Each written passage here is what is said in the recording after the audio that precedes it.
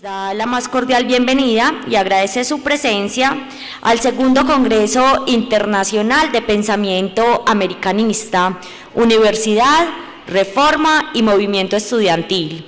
Extendemos un saludo muy especial al señor Nelson Monsalve, rector encargado, al señor Henry Roncancio González, vicerrector académico, al señor Rafael Alejandro Betancourt Durango, decano de la Facultad de Ciencias Jurídicas y Políticas, al señor Juan Sebastián Duque, decano de la Facultad de Ciencias Jurídicas de la Corporación Universitaria Uniremington, a los conferencistas nacionales e internacionales, a los docentes, estudiantes, egresados y comunidad en general que nos acompañan.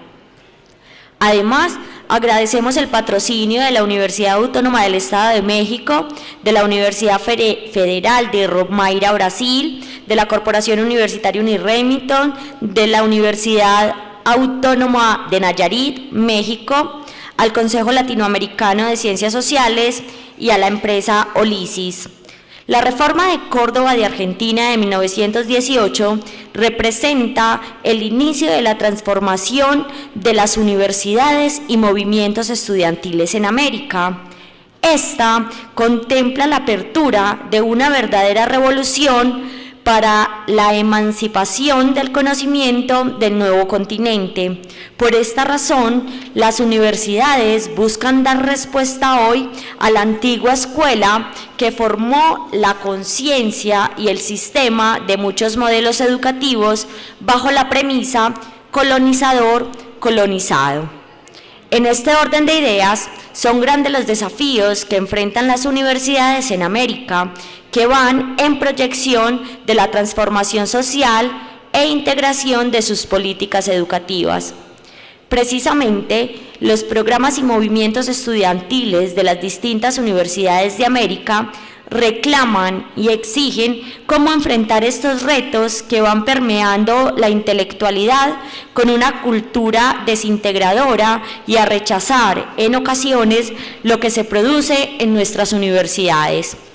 Por lo anterior, la lucha por la autonomía universitaria, el cogobierno y la autarquía es un problema latente que aún no se desprende del paternalismo político. Por consiguiente, el objetivo de este Congreso es brindar herramientas que rompan los viejos esquemas de la educación superior para que proyecten una universidad nueva. En consecuencia, los desafíos de la universidad deben disponer el conocimiento a las necesidades que presenta cada país y a la creación de proyectos que cambien los procesos burocráticos de los llamados estándares de calidad de la educación superior. A continuación, se dirige a ustedes Nelson Monsalve, rector encargado.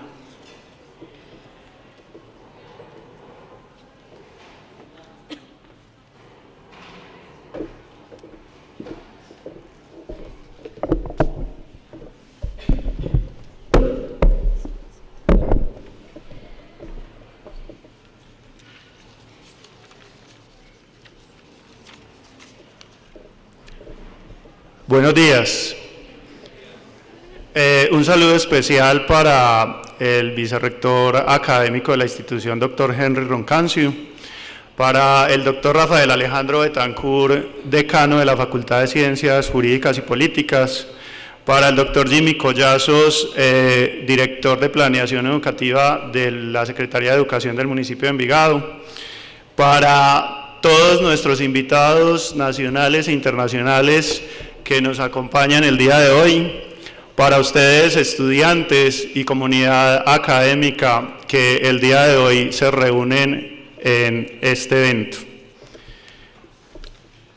El día de hoy, en nombre de la rectora Blanca Echeverry, que se encuentra en gestiones académico-administrativas fuera del país, pues les doy la bienvenida a este importante evento que nos convoca este año.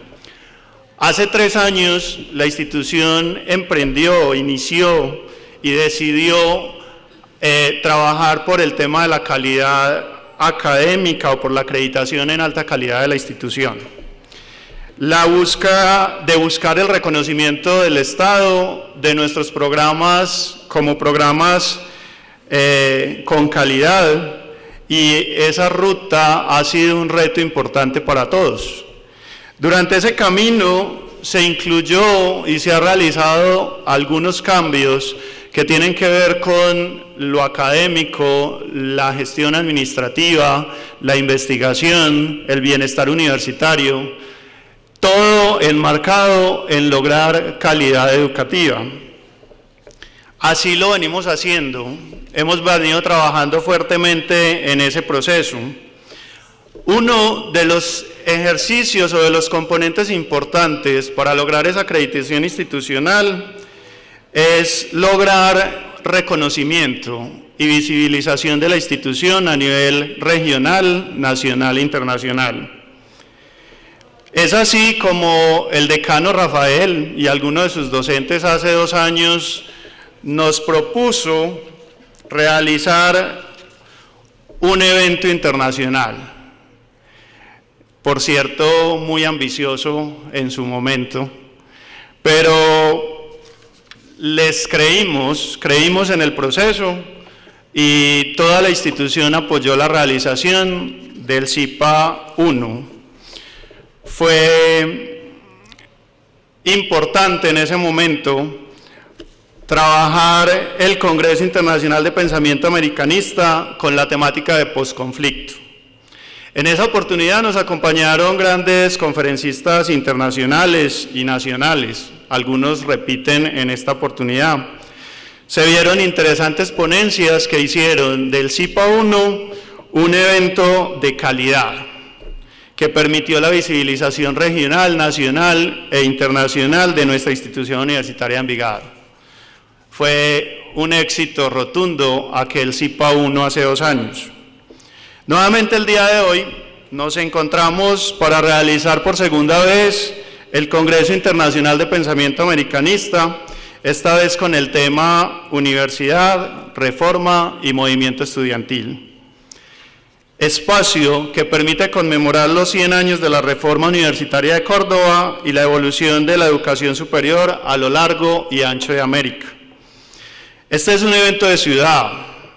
Queremos ser un referente y que Envigado no solamente sea reconocido como el mejor vividero del país, sino que adicionalmente sea reconocido porque es la ciudad donde se hace anualmente el Congreso Internacional de Pensamiento Americanista.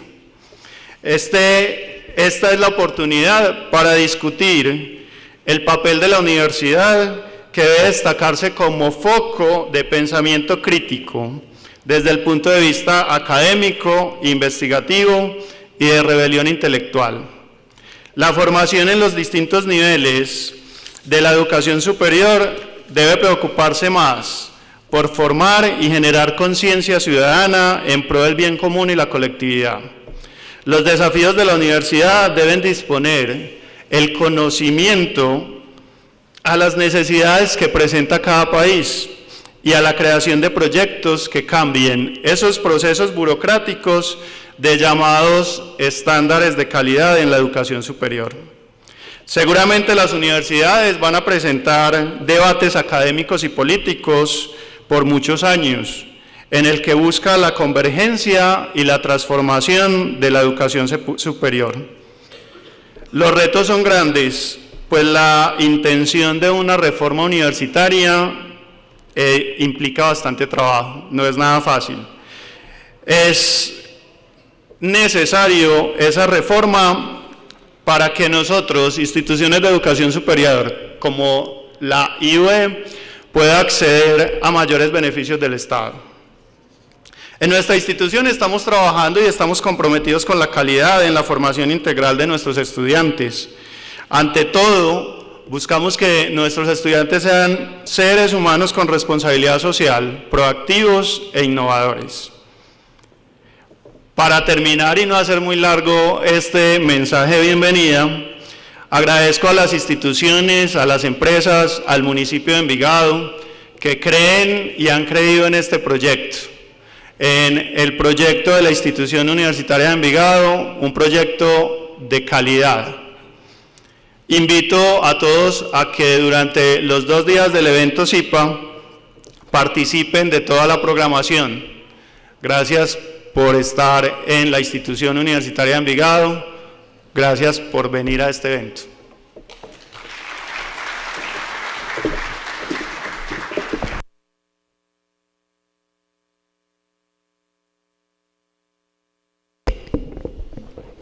Abro comillas, el feminismo como idea pura es esencialmente revolucionario. Cierro comillas, José Carlos Mariátegui. Para dar inicio a este congreso, los invito a disfrutar de la conferencia Género y Feminismo desde la Universidad a cargo de Karina Battiani. Karina es una destacada socióloga uruguaya con doctorado de la Universidad de Versalles, Francia, donde defendió la tesis Trabajo y Cuidado Infantil, una mirada desde el género y la ciudadanía social. Su producción académica y su actividad profesional la han transformado en una de las más reconocidas especialistas latinoamericanas en la temática de cuidado. Feminista y con una amplia trayectoria en movimientos y organizaciones de mujeres, Karina coordina actualmente una amplia investigación sobre las bases invisibles del bienestar social, género, trabajo no remunerado y cuidados en los hogares. Además de su vasta producción intelectual, que incluye numerosos artículos en revistas nacionales e internacionales, más de 20 libros como autora o compiladora y 40 capítulos de libros publicados, Karina ha desempeñado diversos cargos de gestión que le brindan un especial sustento profesional para el desempeño al frente de la Secretaría Ejecutiva de Claxo. Ha sido consultora y oficial del programa del Fondo de Población de Naciones Unidas, experta regional y coordinadora de proyectos del Programa de las Naciones Unidas para el Desarrollo, consultora y coordinadora de proyectos del Centro Internacional de Investigación de Desarrollo de Canadá. También consultora regional de la Comisión Económica para América Latina de Naciones Unidas, CEPAL. Ha coordinado proyectos en la Oficina de Planeamiento y Presupuesto de la Presidencia de la República de Uruguay, en la Agencia Nacional de Investigación e Innovación de su país, y ha desempeñado diversos cargos de gestión y dirección en la Universidad de la República. También ha sido coordinadora de la línea de investigación de equidad de género en el Instituto del Tercer Mundo y coordinadora de investigaciones de la Red Internacional de Organizaciones Ciudadanas.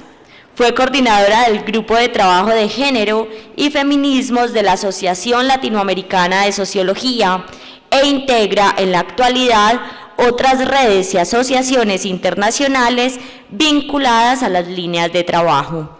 Actualmente es miembro del Comité Directivo de Claxo en representación de Uruguay y Argentina.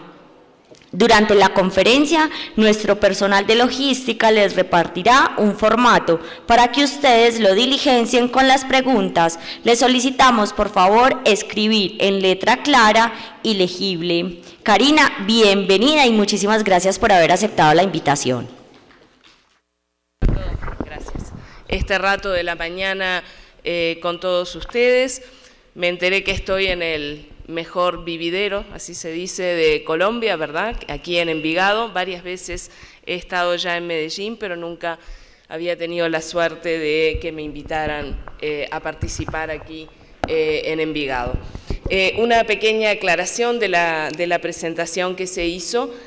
Soy apenas una postulante a la Secretaría Ejecutiva de Claxo y no la Secretaria Ejecutiva. El secretario ejecutivo de Claxo es Pablo Gentili, a quien seguramente muchos de ustedes conocen, y por normas de la institución estamos en un proceso electoral que va a finalizar en noviembre en la Asamblea General. Digo porque se me presentó como secretaria ejecutiva y no lo soy. Soy apenas, modestamente, aspirante, una de las tres. Bueno, una única, porque soy la única mujer que aspira, y hay dos colegas, profesores, aspirantes también a esa posición. Lo aclaro, entre otras cosas, porque en Uruguay país del que vengo, donde trabajo en la Universidad de la República. Al vicepresidente de la República le costó el cargo atribuirse títulos que no tiene, ¿verdad?, como el título de licenciado, que no lo tenía, y representaciones que no tenía, y se le obligó a presentar la renuncia. Así que para que no me obliguen a mí a renunciar a Claxo, aclaro que soy apenas, modestamente, postulante a ese cargo. Lo que quiero compartir hoy con ustedes son algunos retos que identifico para las universidades latinoamericanas, particularmente para las universidades públicas latinoamericanas, deteniéndome en un reto particular, que es el que anunciaba el título de la conferencia, que es la incorporación de la temática de género y del feminismo en el quehacer universitario. En este sentido, comenzar recordando lo que todos y todas ustedes saben, que son las tres funciones esenciales de cualquier universidad y cualquier universidad pública en particular, que son la investigación, la docencia y la extensión universitaria. Comienzo por aquí porque es justamente cuando uno nombra esas tres funciones que entiende la vocación de vínculo con la sociedad que cualquier universidad debe tener, por lo menos desde mi punto de vista, ¿sí? Es en la relación entre investigación, docencia y extensión que aparece fuertemente ese vínculo con la sociedad. Ese vínculo entre estas funciones nos llevan también a preguntarnos, bueno, ¿cuáles han sido las principales luchas de las universidades públicas en América Latina y el Caribe, que lejos están de cesar, sino que más bien están en aumento, ¿verdad? Y en la coyuntura regional actual se nos plantean o se incrementan aún más los desafíos. Uno de esos desafíos justamente es la disputa sobre la concepción del conocimiento como un bien público, y al concebir el conocimiento como un bien público, reforzar el papel de nuestras universidades públicas vinculadas, por ejemplo, a la generalización de la educación superior, la generalización del acceso a la educación superior, la lucha también por las políticas de acceso abierto al conocimiento, las luchas vinculadas a la incorporación de los jóvenes que deseen formarse en niveles de educación superior, y también la promoción de un discurso académico y un discurso político que justamente relacione la producción de conocimientos como parte del capital social fundamental para poder pensar en la emancipación de nuestros países. Allí identifico uno de los desafíos, ¿verdad?, la disputa del conocimiento como un bien público. Creo que en un país, además, como Colombia, deberíamos reflexionar en particular sobre lo que significa este conocimiento como bien público. Eso también nos lleva a un segundo desafío que tiene que ver con combinar dos palabras, dos conceptos, ¿verdad?, lo universal y lo local desde el punto de vista universitario. Obviamente la universidad en este mundo globalizado, cada vez más interpenetrado desde el punto de vista de la movilidad de los recursos económicos, pero también de la movilidad de los recursos humanos, tiende a ser cada vez más universal y debe reforzar su carácter universal. Y cuando digo universal estoy pensando en el acceso principalmente universal a las universidades, pero también no olvidarse del componente local en términos de la enseñanza que se imparte, de la investigación que se realiza y de la extensión que se realiza, combinando en ese aspecto local el compromiso que se asume con el entorno social y económico al que pertenecen nuestras universidades. También podemos reconocer otros retos si uno revisa rápidamente la literatura sobre estos temas o las discusiones en torno a el evento que da origen a este seminario, que es la Reforma de Córdoba y su aniversario. Retos que se vinculan con la idea de la universidad como el lugar donde se puede producir conocimiento crítico hacia sociedades más justas, equitativas, igualitarias, universidades que deben afianzar la identidad cultural latinoamericana en un mundo, como decíamos recién, cada vez más globalizado, universidades que pretenden transformar los sistemas educativos de la región y la creciente mercantilización del sector educativo en nuestra región, universidades que deben apostar también a la educación como un componente central de la vida y la educación como un proceso, digamos, durante toda la vida y no como una etapa que comienza y que finaliza en determinado momento. Universidades que deben apostar a la investigación científica de alta calidad. Universidades que deben, y allí quizás está uno de los retos más complejos hoy para todas nuestras universidades, deben resolver su problema de financiamiento, ¿sí? La escasez de recursos públicos destinados a la universidad es creciente en nuestra región, los recortes que estamos padeciendo, y también universidades que deben contribuir a la integración latinoamericana. Eso nos plantea también algunos desafíos que creo que son los que estamos discutiendo en estos días. La defensa y la promoción de la autonomía y del cogobierno universitario. Evidentemente, estas dos palabras que quieren decir mucho, por lo menos para los que tenemos una fuerte tradición de universidades públicas en nuestra región, estas dos palabras, autonomía y cogobierno, serán sin duda la protección más eficaz ante las amenazas crecientes del condicionamiento del financiamiento para la educación superior, de la mercantilización y de los intereses políticos que se cruzan en esta discusión. También el fortalecimiento de la laicidad. Claramente, en el momento histórico, este siglo, ¿verdad?, que estamos viviendo, las universidades deben basar su acción en los valores de la laicidad, independientemente de sus orígenes. Todos sabemos cómo surgieron nuestras universidades latinoamericanas, pero hoy es una condición necesaria la laicidad para la vida democrática y el desarrollo libre de las personas en todas nuestras sociedades. El siguiente desafío tiene que ver con el compromiso social y quizás en este tenemos que detenernos un poquito más, ¿verdad?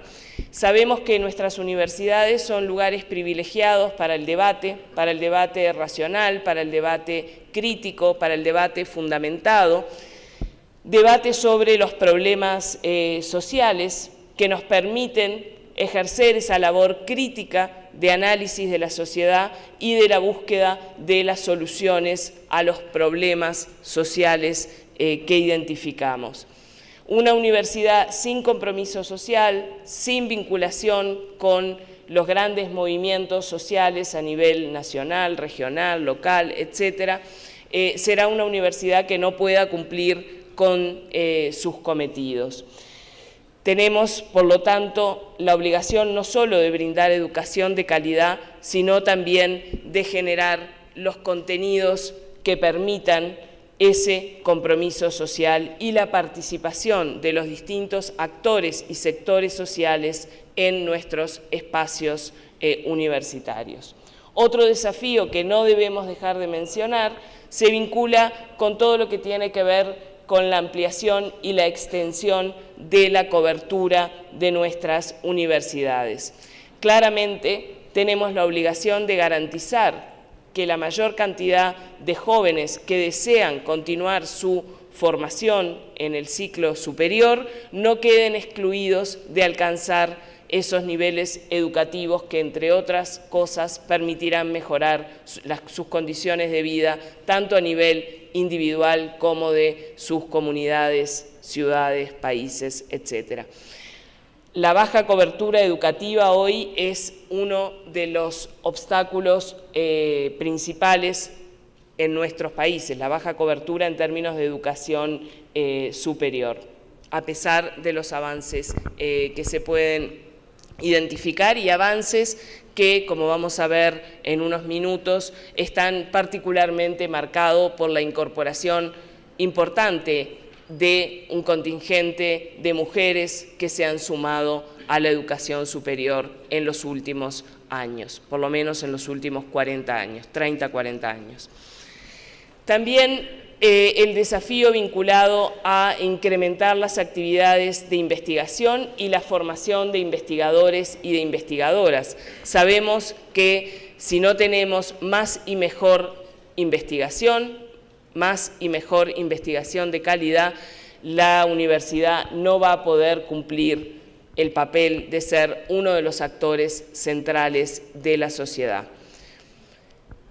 Todos estos retos que he mencionado rápidamente me llevan nuevamente a retomar aquello de las tres funciones, docencia, investigación y extensión, y pensar el vínculo y el compromiso con los movimientos sociales que nuestras universidades deben tener. Y en particular, como no es posible analizar todos los vínculos y compromisos con los movimientos sociales, me voy a detener en uno que tiene que ver con el vínculo con los movimientos de mujeres, con el feminismo, con el género y con una de las misiones quizás menos reconocidas o uno de los desafíos quizás menos reconocidos en nuestras universidades, que es plantearse la despatriarcalización de nuestras universidades latinoamericanas. Allí además nos vemos fuertemente interpelados por las luchas feministas recientes en todos nuestros países, que no solo están generando nuevos horizontes de sentido en relación a los movimientos clásicos de mujeres, sino también nuevos posicionamientos en lo que refiere a la producción de conocimientos. Para esto creo que es importante que nos detengamos unos minutos, porque quizás es la parte de los desafíos menos conocidos, sobre lo que ha sido la incorporación de los estudios de género en el campo de las ciencias sociales y la incorporación de los estudios de género en el campo de los estudios superiores en general. Como sabemos, los estudios de género, para quienes trabajamos desde el punto de vista de la investigación y de nuestra práctica cotidiana en ellos, representan una ruptura epistemológica en el desarrollo de las ciencias, recogiendo en el campo académico y en el campo científico una necesidad social, pero también una necesidad política de comprender la complejidad de las relaciones sociales entre nosotras las mujeres y los varones, y la incidencia que esto tiene en las distintas dimensiones o planos del desarrollo. Hoy podemos reconocer en América Latina un cuerpo teórico elaborado y complejo en torno a las nociones de género que aportan no solamente al conocimiento sobre la situación de las mujeres, sino también al conocimiento sobre el sistema social en su conjunto, sobre el ordenamiento social en su conjunto. Para esto, la década del 60 y 70 fueron particularmente significativas, marcadas como el renacer de los feminismos y los movimientos sociales de mujeres, que visibilizaron la condición de subordinación que las mujeres tienen en la sociedad, sin importar cuál fuera su condición de clase, su lugar geográfico, su origen étnico, su sexualidad, y podríamos agregar un largo etcétera. Así empezamos a ver en nuestras universidades eso que se llamaba en esa época estudios de la mujer, ¿sí? Que fue el primer paso en la incorporación de la temática de género en todas nuestras universidades. También aquí en Colombia, ¿verdad?, hay excelentes artículos y libros dedicados particularmente por Yolanda Pullanas, a quien quizás conozcan, me imagino, que ha escrito, se ha preocupado de recuperar toda esta historia en las distintas universidades colombianas. Aparecen entonces estos estudios de la mujer que pretendían, entre otras cosas, mover las raíces, ¿verdad?, del ámbito supuestamente neutral y asexuado que pretendía ser la producción de conocimientos, la investigación, la docencia y también la extensión universitaria. Estos estudios de la mujer, más allá de su nombre, que creo no es muy feliz como tal, permitieron cuestionar y enriquecer sobre todo el campo de las ciencias sociales. Luego de esa etapa de estudios de la mujer aparece ya de manera consolidada y para nuestra región en el entorno de los 90 el concepto de género, que fue la respuesta a muchas de las interrogantes que se planteaban y que significó realmente un viraje desde el punto de vista epistemológico en el campo de las ciencias sociales. Al empezar a utilizar la categoría de género o el concepto de género, se dejaba además de hacer una historia de las mujeres, una sociología de las mujeres, una antropología de las mujeres, y así con todas las disciplinas, y se comenzaba a analizar en conjunto la construcción social y cultural de lo femenino y lo masculino, es decir, no solamente de las mujeres, sino justamente de las relaciones entre lo femenino y lo masculino, para mostrar las distintas formas en que se constituye los sujetos a través de las relaciones sociales de poder. El avance desde el punto de vista teórico y metodológico en este campo de estudios ha permitido por lo menos impulsar tres grandes dimensiones. La primera, que tiene que ver con la construcción sociocultural e histórica que se hace a partir del género como diferenciación sexual de los cuerpos y que es una concepción sujeta a cambio y a transformación. Incorporar el concepto de género es incorporar la categoría desde el punto de vista dinámico, cambiante, ¿verdad? Las relaciones entre varones y mujeres no han sido siempre así y no serán siempre de la forma que son hoy. Son, por naturaleza, transformantes, mutantes, se van evolucionando a lo largo del tiempo.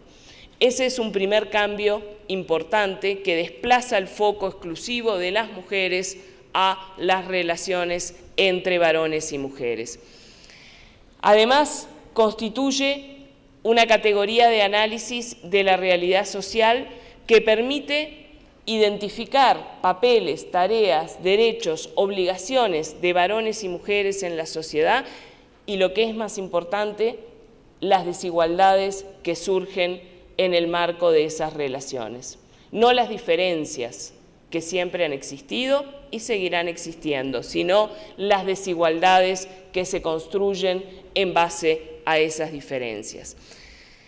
El tercer avance es entonces reconocer que el género es una categoría política, además de teórica, ya que implica trabajar para la transformación de esas desigualdades, cuestionando el sistema de dominación. El género es quizás uno de los ejemplos en el campo de las ciencias sociales de estudios basados en la teoría crítica con voluntad transformadora.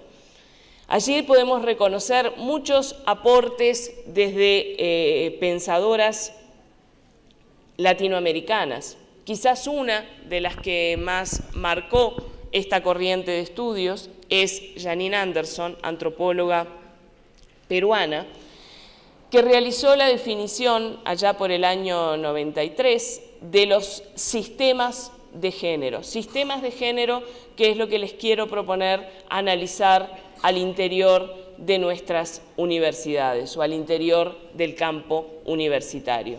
¿Cómo definía Janine los sistemas de género? Decía, un sistema de género es un conjunto de elementos que incluye formas y patrones de relaciones sociales, prácticas asociadas a la vida social cotidiana, símbolos, costumbres, identidades, vestimenta, adorno y tratamiento del cuerpo, creencias y argumentaciones, sentidos comunes y otros variados elementos que permanecen juntos gracias a una fuerza gravitacional débil y que hacen referencia directa o indirectamente a una forma culturalmente específica de registrar y entender las semejanzas y diferencias entre géneros reconocidos, es decir, en la mayoría de las culturas humanas, entre varones y mujeres. Esta definición de los sistemas de género marcó realmente un momento importante en la discusión de este tema en las ciencias sociales latinoamericanas, que se relacionan con las definiciones más clásicas que fuera de la región, ¿verdad?, de autoras como Scott, con sus elementos que componen los sistemas de género. Este sistema de género, que es en el que me interesa detenerme, se sirve de muchos mecanismos para normalizar, para volver natural, entre comillas, el imaginario social de dominación sobre las mujeres. En este sistema se destacan muchos mecanismos de naturalización o normalización de ese imaginario social, donde la educación ocupa un papel significativo. Y dentro de la educación, vamos a ver hoy el sistema de educación superior. Por supuesto que no solamente la educación, ¿verdad? También los medios de comunicación, la socialización a nivel de las familias, la cultura, las tradiciones, las religiones. Pero la educación ocupa allí un papel muy importante. Así, el feminismo se convierte en una poderosa opción de cambio a buscar, defender y proponer en la construcción de relaciones de género basadas en la equidad entre varones y mujeres y en generar alternativas de acción a los mecanismos que reproducen sistemáticamente las desigualdades entre varones y mujeres. Romper con estos mecanismos de socialización que, reitero, incluyen la educación e incluyen, por lo tanto, los sistemas universitarios o el análisis de los sistemas de género que operan en las universidades, implica por lo menos tres grandes elementos. El primero de ellos, para poder romper con esa socialización de la cultura de género, es visibilizarlos, es decir, tomar conciencia y revisar nuestra posición dentro de esos sistemas de género, dentro de esa definición que les leí hace un ratito de Janine Anderson, o la que ustedes quieran. Yo les traje la de Janine porque creo que es la que más ha marcado esta corriente de estudios en Latinoamérica.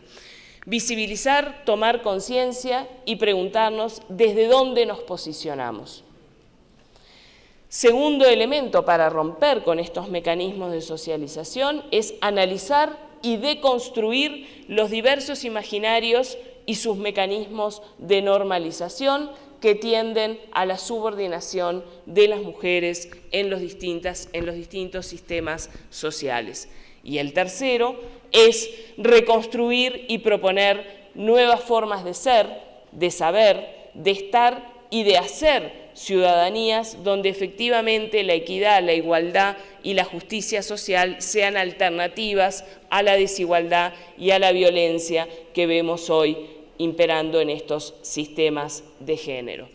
Nuevamente, en este proceso de revisión, bueno, mejor dicho, de visibilización, de construcción y reconstrucción de los sistemas de género, el papel de la educación es absolutamente fundamental.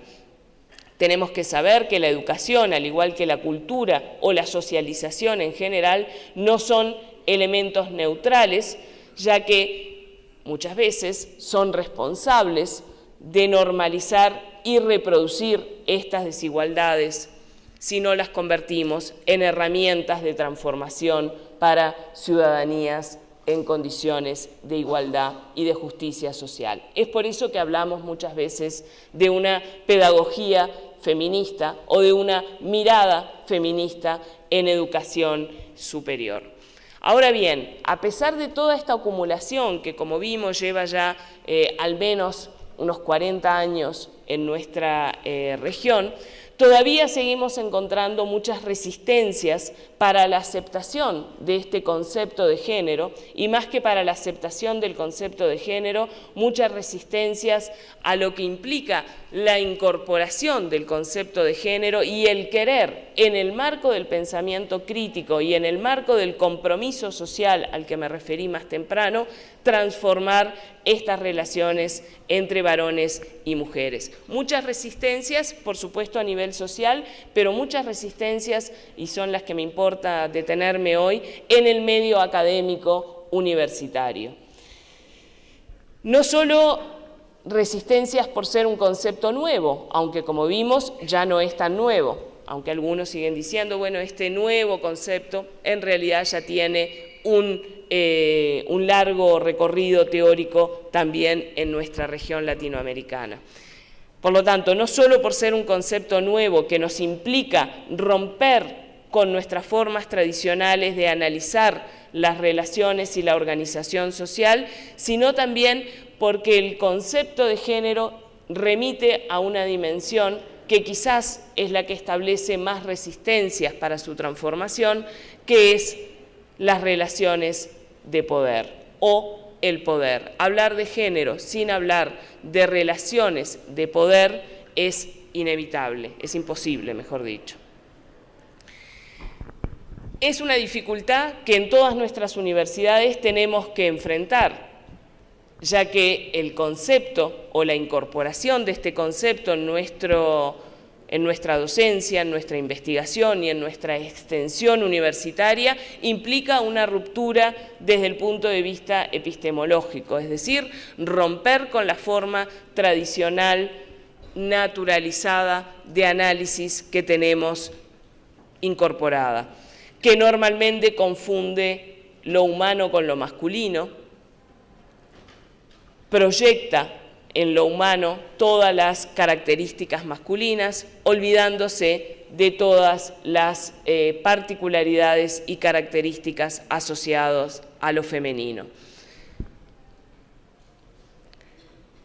¿Qué implica entonces esta incorporación del feminismo y el género en la universidad? ¿O qué implica esta mirada pedagógica feminista sobre nuestros procesos de trabajo? Implica algo que parece ser muy sencillo, pero que en realidad en la práctica se vuelve bastante complejo, y es relacionar los conceptos que utilizamos, particularmente el concepto de género, de sistemas de género, de división sexual del trabajo, con la práctica cotidiana. Y, por ejemplo, preguntarse por qué en todos los niveles del sistema educativo observamos una feminización creciente, es decir, un crecimiento muy importante de la matrícula de mujeres en las universidades, que además son las que suelen tener mejores resultados desde el punto de vista académico, es decir, no solamente en su ingreso a la universidad, sino en su permanencia, en su titulación y en los resultados asociados a esa incorporación. Sin embargo, ese camino no ha representado grandes transformaciones en la vida cotidiana de esas mujeres. Para darles un solo indicador, las mujeres seguimos enfrentando lo que se conoce como el techo de cristal, ¿verdad? Podemos llegar hasta determinado lugar y luego parece que hay algo que no nos permite avanzar, también al interior de las estructuras universitarias, de la carrera docente, de la carrera de investigación.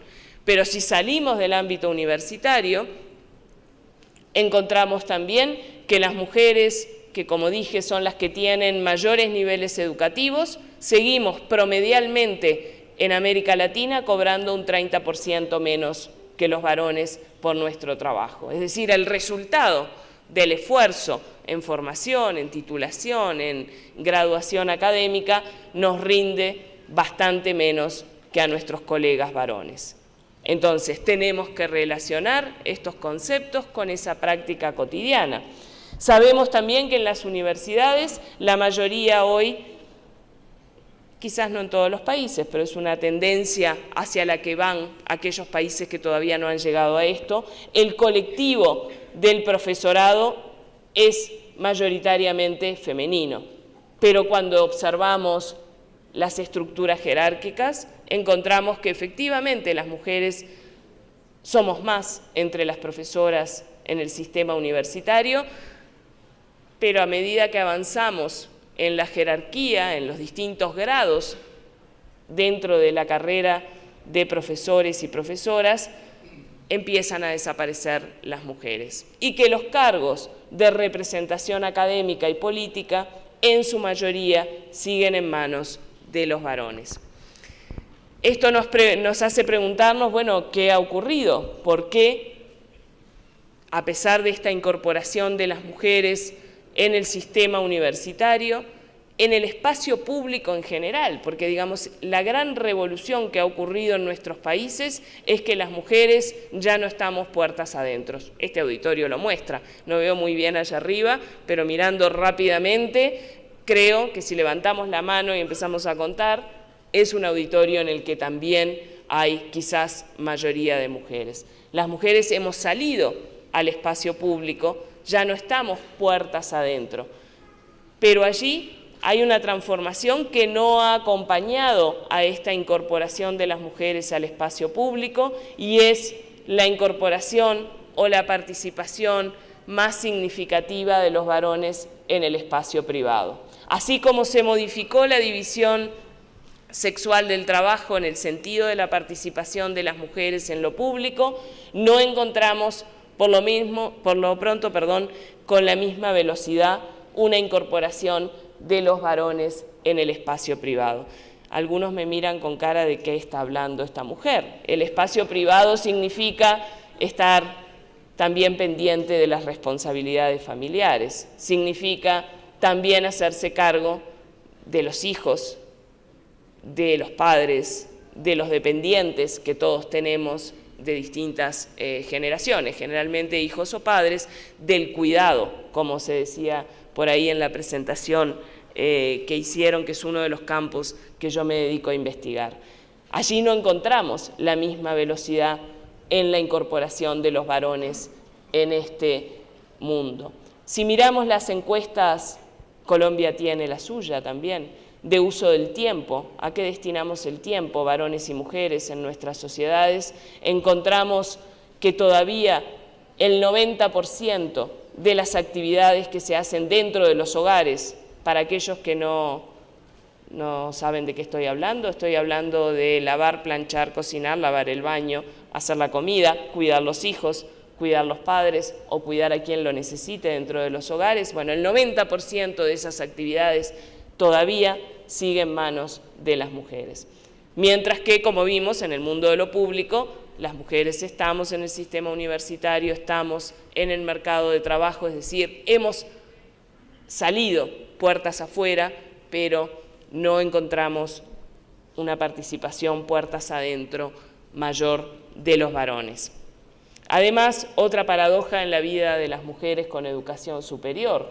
A medida que avanzamos en nuestra formación educativa, lejos de disminuirse la brecha salarial con los varones, aumenta. Es decir, cuando comparamos los ingresos de mujeres y varones menos educados, la distancia es más corta, y a medida que se suman años de educación, la distancia se amplifica.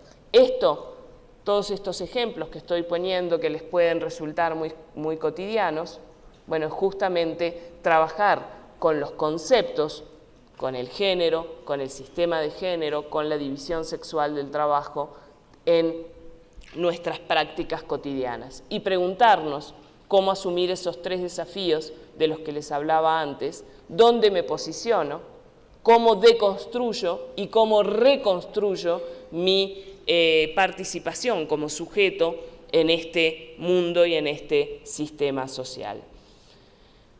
Allí ustedes se preguntarán, bueno, pero ¿cuáles son las demandas específicas que se realizan desde el feminismo a los sistemas universitarios? Un primer punto que se plantea es la necesidad, como decía, de hacer visible el problema, es decir, de que este tema se incorpore en nuestras discusiones y no como un tema menor, y no como un tema de otra vez las mujeres con este tema, ¿verdad?, sino como un tema que realmente debe interpelar nuestras prácticas cotidianas al interior de la universidad. No podemos transformar lo que no se ve y lo que no se hace visible, eso ya lo sabemos. Entonces, debemos hacer visible el problema, debemos incorporarlo en la formación, en las currículas, en la discusión, en los espacios académicos como este hoy, por suerte, que estamos hablando de este tema, ¿verdad? Ese es el primer paso para la transformación. El segundo paso tiene que ver con efectivamente trabajar además en el terreno de las universidades con una educación no sexista, incorporar el principio de la educación no sexista en las universidades, ¿verdad? Esto es un concepto muy amplio que abarca desde el lenguaje, habrán visto todas las discusiones que se han generado por esto del lenguaje inclusivo, ¿verdad?, hasta su última formulación de no decir todas y todos, sino decir todes, por ejemplo. Cada uno ahí puede tomar la postura que quiera, pero es una discusión que tiene que ver con la educación no sexista, que nos interpela nuevamente en nuestras prácticas cotidianas, en la forma en que hablamos, en que hacemos uso de nuestra voz para comunicarnos. Lenguaje que usamos, bueno, como lo estoy usando yo ahora, pero que también utilizan, si quieren que use la versión moderna, les profesores, ¿sí?, o les docentes en las clases hasta poder hacer visible la cuestión femenina. Educación no sexista que también implica, por ejemplo, en las bibliografías de nuestros cursos, preguntarnos por la bibliografía de autoras femeninas, de hacer visible la producción femenina que en todas nuestras disciplinas existe y que no siempre, si revisamos, los invito y las invito a revisar las bibliografías de sus cursos, que no siempre está presente en esa bibliografía, ¿sí?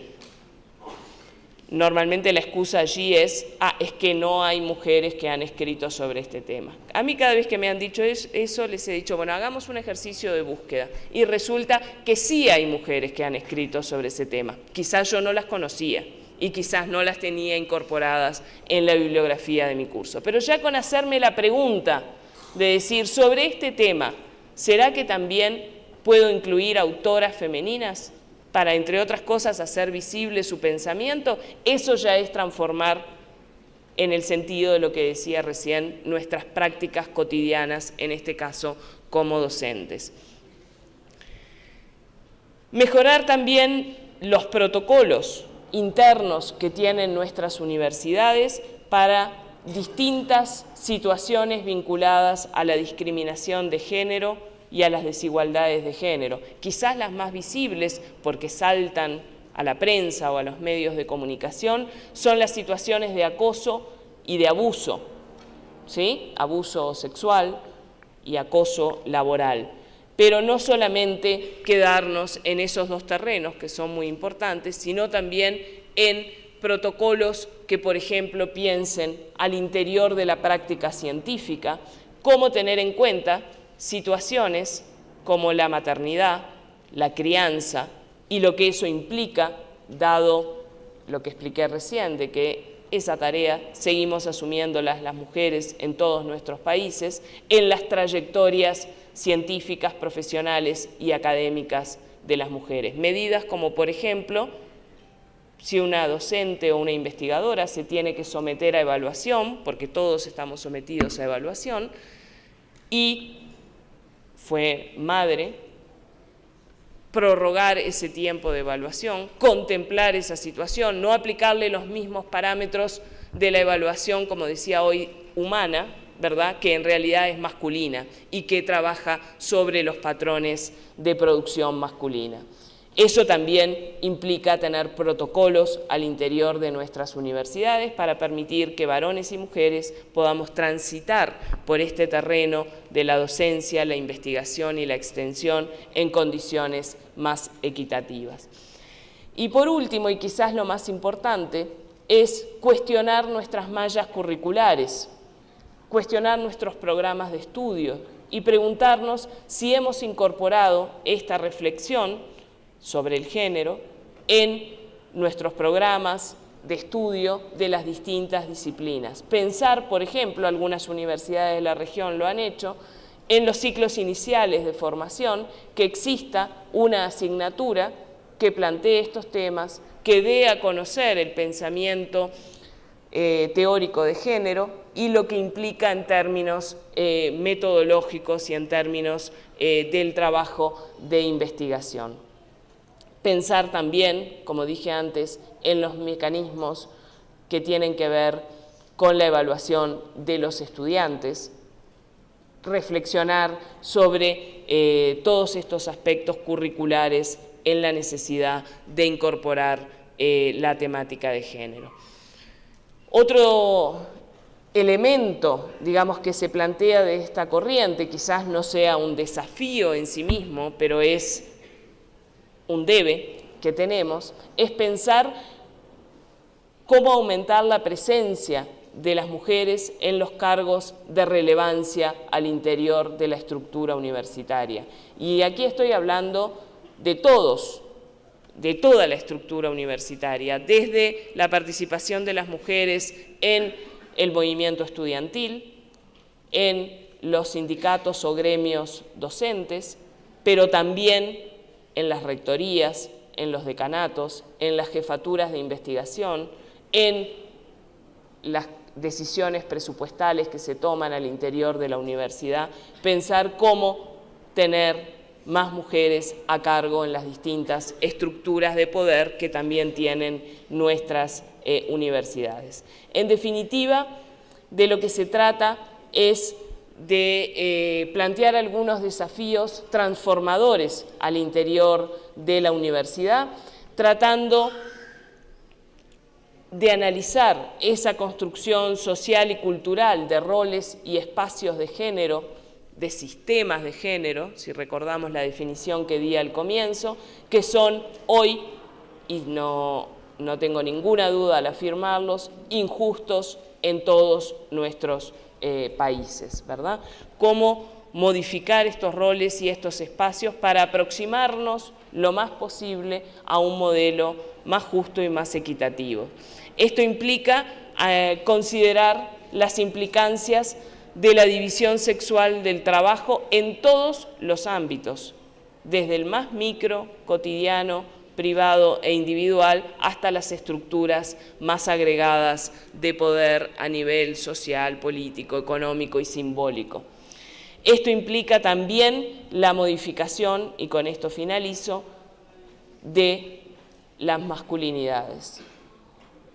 Pasar de aquello con lo que comencé esta charla de hoy, que eran los estudios de la mujer, a efectivamente trabajar en base a los estudios de género, que no pueden ser otros sin la incorporación también de los estudios de la masculinidad. ¿Qué quiero decir? Por definición, cuando hablamos de género, hablamos de la relación social entre mujeres y varones. Pretender que las transformaciones vengan solo por el lado de las mujeres, es decir, volver a aquella vieja idea que por suerte ha sido superada, de que, bueno, este es un problema de ustedes, o sea, de nosotras, las mujeres, resuélvanlo, organícense, reclamen, etcétera. Sin incorporar a los varones en esta discusión es, desde mi punto de vista, un error conceptual.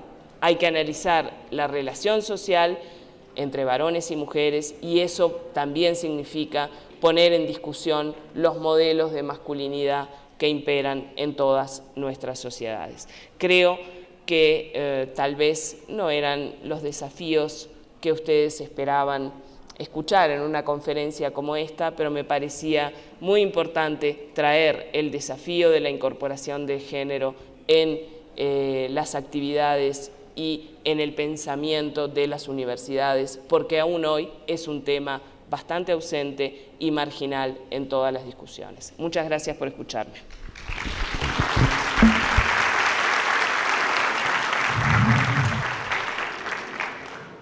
Antes de dar paso a las preguntas, vamos a escuchar al secretario de Educación y Cultura, Diego Fernando Echavarría Giraldo.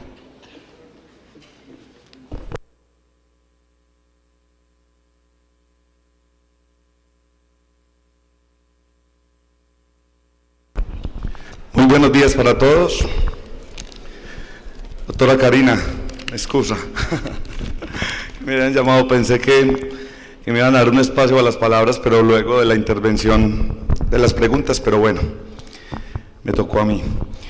Bueno, primero que todo, un saludo muy especial para el rector encargado Nelson Monsalve y demás directivas de nuestra institución universitaria de Envigado, a las delegaciones de los diferentes países, me excusan si de pronto se me queda alguna por fuera, de Brasil, México, Uruguay y Argentina, a los expositores tanto nacionales como extranjeros que nos acompañan en esta jornada, darles las gracias en nombre de este gobierno Vivir Mejor, un compromiso con Envigado que lidera el doctor Raúl Eduardo Cardona. Como secretario de Educación y Cultura del municipio de Envigado, a mí me es muy habitual compartir espacios con lo que son las instituciones de primaria y de secundaria. No es habitual yo tener estos espacios, por eso agradezco mucho la invitación que me hizo la Universidad de Envigado para asistir y apoyar el desarrollo de este evento. De hecho, yo no alcancé a llegar a las 8 porque dentro de las agendas que nosotros manejamos, que no son pocas, ya teníamos también unos eventos programados con mucho tiempo y estaba en la instalación de la socialización de los proyectos de investigación de nuestras instituciones educativas. Pero recibo esto con mucha gratitud. Me agrada demasiado que hoy por hoy nuestra universidad lleve la delantera, que sea nuestra universidad la que proponga este tipo de congresos, sobre todo en una época donde América Latina está como tan dividida, tan polarizada. Muy importante que sea la academia la que nos lleve a hacer reflexión. Yo creo que no podemos pasar simplemente por las aulas como un paisaje, sino donde solo vamos a adquirir conocimiento, sino que precisamente las aulas nos dan la oportunidad de abrir y de expresar nuestras ideas. Doctora Karina, me satisface también que sea, me tocó pues mejor dicho dentro de su charla, porque quiero decirle que con lo que yo escuchaba de usted me siento muy orgulloso de mi municipalidad. Aquí le cuento, doctora Karina, aquí podemos estar un 50 y 50%, si no es que son malas damas. Yo creo que nosotros en nuestro Consejo de Gobierno, yo creo que hay un matriarcado, son muchas las compañeras secretarias de despacho, directoras de entes descentralizados, las que llevan la batuta en estos momentos y lideran las banderas del municipio de Envigado.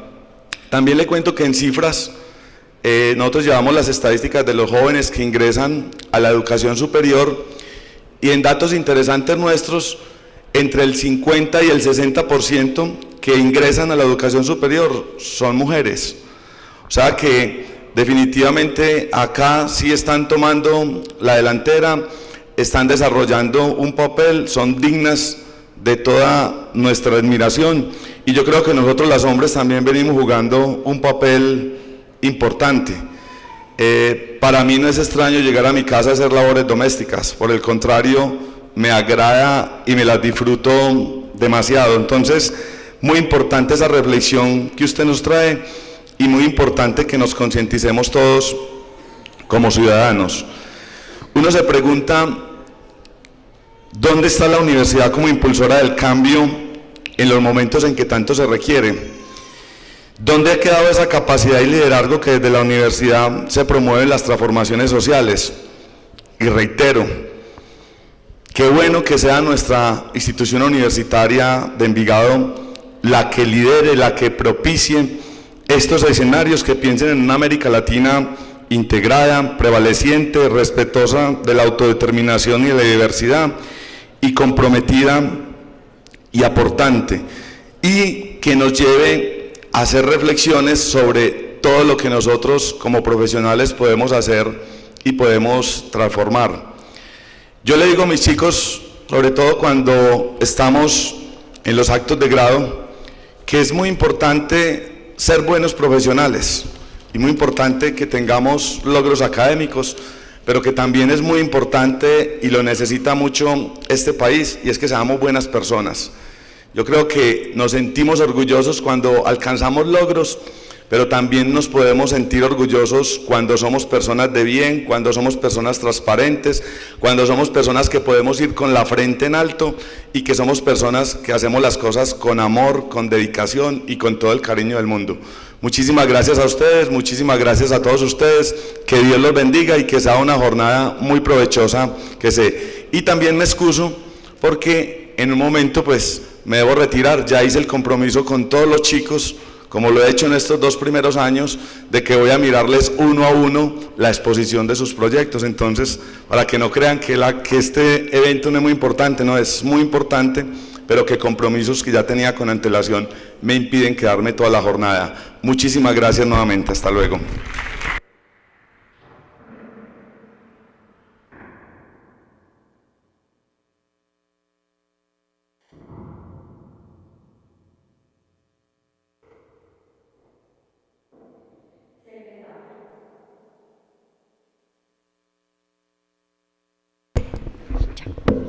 Secretaria, muchísimas gracias por su intervención. Ahora vamos con las preguntas para nuestra conferencista. Entonces, ¿quién es el primero en realizarlas? El señor. Nos vamos a poner, por favor, de pie, porque tuvimos un problema en la logística, entonces nos vamos a poner de pie y vas a hablar duro, por favor, para que ella pueda dar respuesta.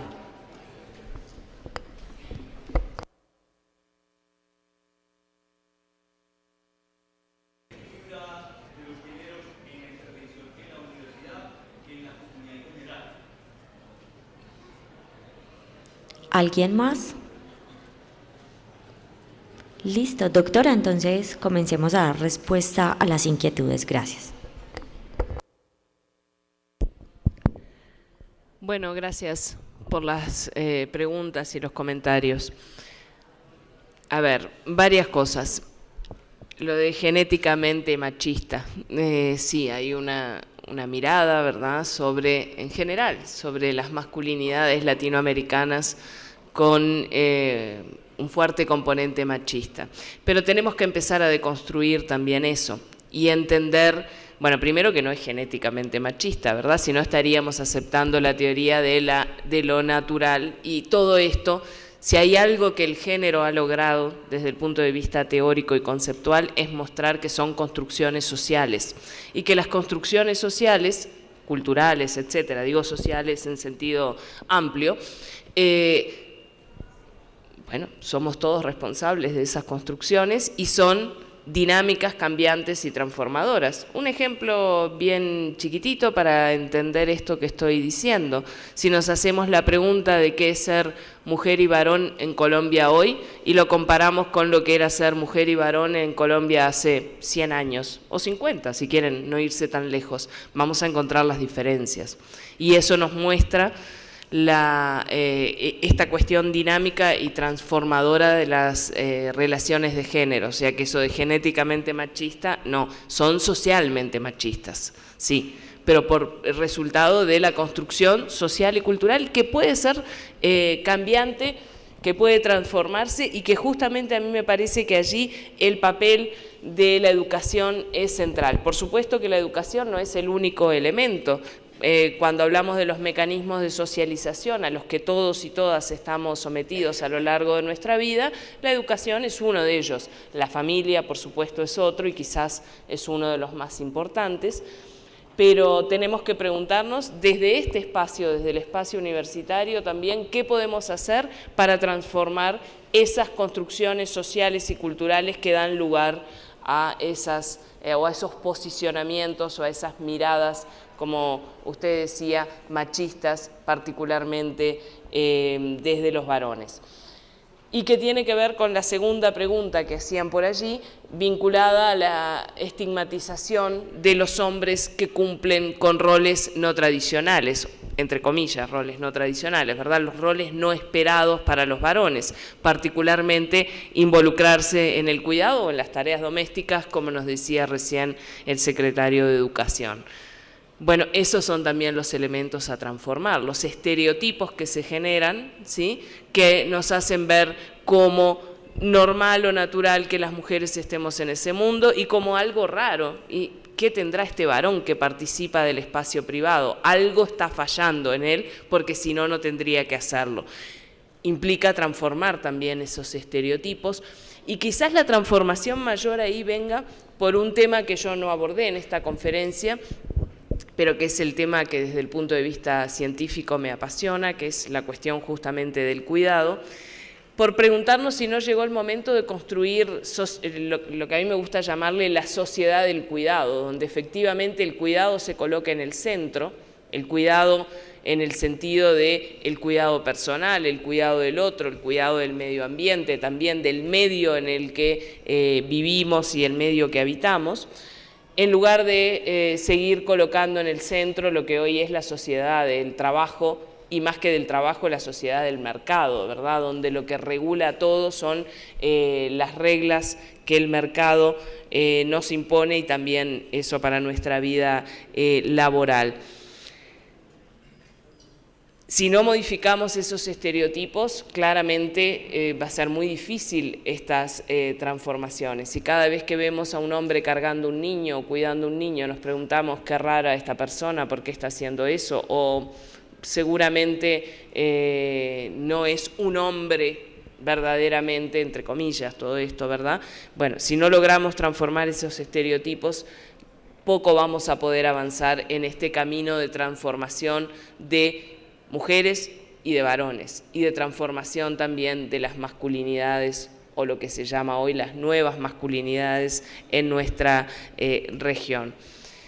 La otra pregunta tiene que ver más con la miopía estatal, y sí, estamos en estados miopes, no me cabe ninguna duda, pero no solamente por este tema, no solamente por la poca importancia que se le da a la incorporación de la equidad de género, bueno, en los sistemas universitarios, pero en los sistemas sociales en general, sino estamos en estados miopes porque directamente tienen una miopía que no les permite ver la importancia de, por ejemplo, invertir recursos en la educación pública, como realmente el lugar desde donde se pueden potenciar todas estas transformaciones. Yo tengo el convencimiento de que el sector educativo, y aquí ya no hablo solo de la educación superior, sino primaria, secundaria y educación superior, puede ser el motor principal de todas estas transformaciones, y algunas pequeñas cosas que se han hecho han dado grandes resultados, como por ejemplo, no en la universidad, pero sí a nivel de primaria y de secundaria, la modificación de estos estereotipos, los que tú referías, ¿verdad?, en los textos escolares o en los textos liceales o en las prácticas educativas, donde efectivamente aparecen los varones en roles tradicionalmente femeninos y las mujeres en roles tradicionalmente masculinos, y cómo eso va cambiando, ¿sí?, la forma en que se construye la mirada social de las nuevas generaciones, las percepciones, los imaginarios, ¿verdad?, de esas nuevas generaciones sobre lo que es el ser mujer y el ser varón, y lo más importante, la relación entre mujeres y varones en nuestros espacios. Miopía estatal latinoamericana, me gusta, lo puse aquí entre comillas, lo voy a utilizar seguramente para explicar muchos de los problemas que tenemos a nivel de las políticas públicas y particularmente de las políticas asociadas al sector educativo. Creo que todos estos temas que yo quería plantearles hoy realmente implican transformaciones sociales muy profundas que no lo preguntaron, pero lo voy a decir igual. Quizás podemos ver algunos emergentes hoy a nivel de los movimientos sociales. Por ejemplo, lo que se ha llamado el Mayo Feminista en Chile, con la toma de las universidades chilenas por parte de las feministas jóvenes chilenas, ¿verdad? Con algunas reivindicaciones como las que yo les planteaba hoy, protocolos para el acoso sexual, incorporación curricular de la cuestión de género en sus universidades, o todos los movimientos asociados al Ni Una Menos, ¿sí? Violencia de género, o a las leyes de educación sexual y reproductiva y las leyes del aborto, pensemos en el proceso reciente de la Argentina. Todo eso ha implicado una cantidad de mujeres y de mujeres jóvenes, particularmente en las calles, reclamando por estos temas. Ese es un proceso de transformación social. No sabemos, digamos, cómo va a evolucionar, cómo se va a ir transformando, pero es claramente un elemento que nos permite ver indicadores, por lo menos de protesta, hacia la transformación social necesaria en las relaciones entre varones y mujeres. Una medida que se ha tomado, no sé si la han tomado aquí en esta universidad, la hemos tomado en Claxo, por ejemplo, se ha planteado en la Universidad de la República, que es en la que yo trabajo, en Uruguay, de en los eventos académicos cuidar el uso de la voz, esto que estoy haciendo yo, la posibilidad de expresarme, de hablarle a una audiencia, de decir lo que creemos que es importante comunicar, la presencia de mujeres allí.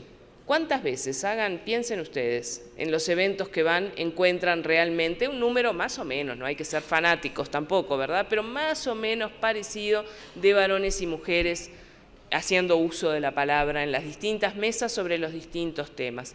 Esa es una forma de empezar a transformar también.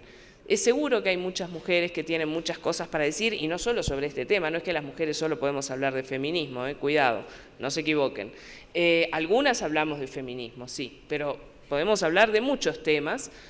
¿Cuántas veces se nos da realmente el lugar y se coloca a las mujeres en los eventos académicos, en espacios de expresión, no cumpliendo otro tipo de tareas también muy importantes, pero que no son la participación académica en sí misma?